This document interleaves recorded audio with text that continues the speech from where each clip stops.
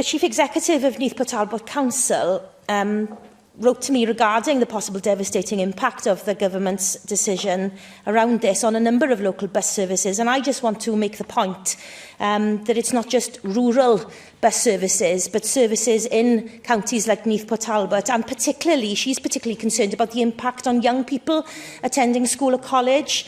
Student transport to Neath Talbot College is via the local bus network, and the routes operate on a commercial basis. And she thinks that this route will be made unviable, which will, of course, lead to unintended consequences across the wider network.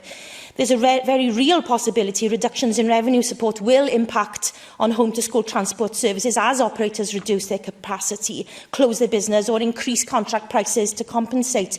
In the last few days, and even just literally before coming to the chamber, I've heard from residents who rely on buses who are really concerned about this, a mother concerned about her son's bus to school, a daughter concerned about her mother's bus to hospital.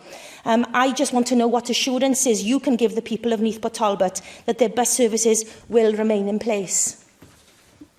Well, as I've now explained several times, I'm not in a position to give any assurances beyond the extra 3 months that we have been able to negotiate. But I desperately hope we'll be able to both come up with a transition plan.